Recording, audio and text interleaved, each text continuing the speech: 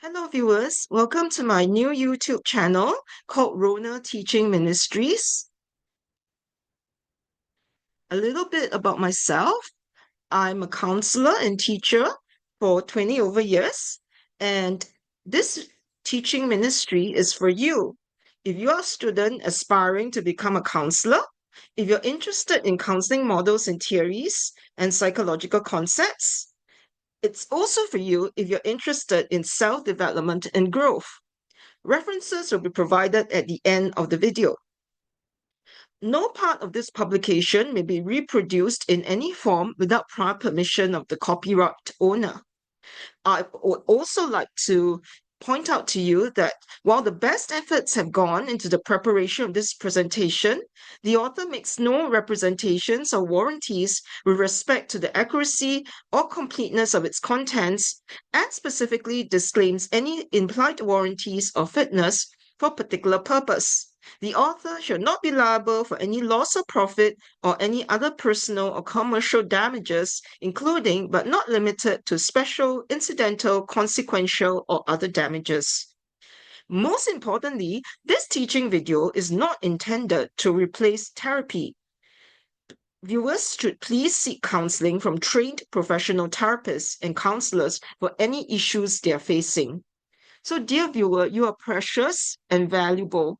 And I would like to encourage you that if you're having any issues, to please seek therapy and counseling from a trained professional.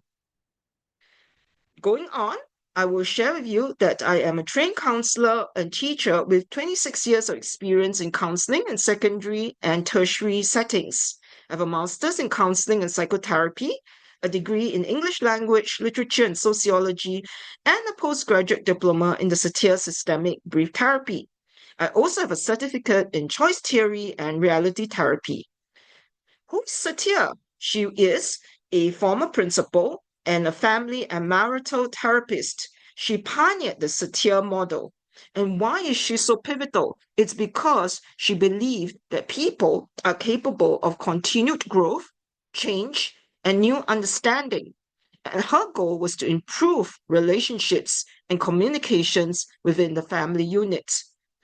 She has written many books, and I provided a reference at the end of this video. Applications. We can use the Satir model for, firstly, self-awareness and self-development. Number two, for effective counseling of individuals, marital therapy, and family therapy. Number three, to connect deeply with our clients so that they can feel safe, that they can feel valued, validated, and heard, and that they would open up to us. Fourthly, we want to it has clear therapeutic goals and tools for interventions. And there is the iceberg model, which she has pioneered. In today's video, video 1, I will cover the therapeutic goals and beliefs of the Satir model. The coming videos from video 2 to video 6 will feature the personal iceberg model, coping stances, incongruent and congruent communication, the 5 A's, healthy relationships, and how to cultivate and nurture healthy relationships using the Satir model, as well as how to have a healthy relationship with myself. Because only when I love myself and appreciate myself can I love others. Video 5 will feature toxic unhealthy relationships and how to detach, distance, and let go of unhealthy toxic relationships. Video 6 will talk about how to empower myself using the Satir model. So please like, share, and subscribe, and click the notification bell if you would like to find out more about all these different videos that are coming up. Thank you so much. In today's video, we'll talk about the therapeutic goals and beliefs of the Satir model. Now, I'd like you to keep in mind a case study. Think of a girl who has a boyfriend who is not good for her. He cheats on her, puts her down, makes use of her, hits her, is physically, emotionally, and psychologically abusive. Yet she still sticks with him and cannot let go. How can we use the Satir model to understand and help this client? I'm sure you agree with me that this is very important. We may know of friends who have who are undergoing such a process. Now, firstly, the therapeutic goals of the Satir model are: one, to raise the client's self-esteem. We would need to help this lady to feel good about herself by asking her what are her strengths and by appreciating her strengths. So we would say something like, I appreciate that you are very brave and courageous to seek help for yourself, and you are a kind and caring lady. Number two, we want to help clients be their own choice makers. We want to help them know that they can have choices in their life and they're not stuck. So we need to help them generate at least 3 choices. 3, we need to help clients be responsible for their own feelings so that they do not deny, suppress, discount, minimize, and pretend that there is no problem. 4, we want to help clients to be congruent. Congruent means that they are able to express out their inner thoughts and feelings in a way that is calm, non-reactive, and assertive when needed, so that it takes into account themselves, others, and also the context. The therapeutic beliefs of the Satir model are: first, change is possible. Even if external change is limited, internal change is possible. So for the lady who is being abused, even if her external circumstances do not change, but we can help her to change internally, that she begins to appreciate herself, that she begins to see her own strengths, and that she is a person who is of value and worth, and that she deserves better in her life. Number 2, we all have internal resources we need to cope successfully and to grow. Internal resources refer to our resilience, our strengths, our positive qualities. So we would ask that lady, what is a strength that you have that you can use so that you can break out of this toxic relationship? Number 3, we have choices, especially in terms of responding to stress. We would help this lady to know that she can have a choice to seek counseling help for herself so that she does not need to be bullied and she does not need to be treated in such a terrible manner. Number 4, hope is a significant component or ingredient for change. We all need hope in our life. So we can ask the client, what gives you hope? What is a wish or a dream that you have not fulfilled that you would like to fulfill? Number 5, therapy needs to focus on health and possibilities instead of pathology. Pathology refers to what is ill, what is sick, what is unwell. We want to help the client to set a positively directional goal. So we would ask them, what is something that you wish for? What are some goals that you would like to have in your own life? Number 6, the problem is not the problem. It's how we cope with the problem. It's how we respond to the problem. So we can help the client know that she has choices, that she can seek help from the police or medical social worker or hospital. She does not need to be stuck in this abusive relationship. Number 7, most people choose familiarity over change, especially during times of stress.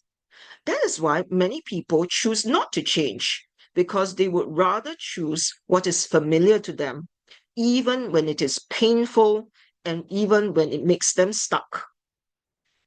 Number 8, feelings belong to us. We're responsible for our feelings. So we do not need to hide behind a facade or to placate. We need to acknowledge our feelings, to become aware of them so that we can make new changes for our lives. Number 9, we cannot change past events, only the impact they have on us. Number 10, process is the avenue of change. Content forms the context in which change can take place. What this means is that we need to ask clients questions about the impact. For example, we can ask the lady, how did this relationship impact you? And what choices can you make so that you can break out of it? Number 11, congruence and high self-esteem are the major goals in the Satir model. So we want to help clients to be able to express out what they think and feel in a manner that is calm, non-reactive, and assertive. And we want to help them know their strengths and that they are valued. God loves us. He loves all of us, and He wants the best for our lives. He created us to be all that we can become, to self-actualize and be the best versions of ourselves. He is a God of love.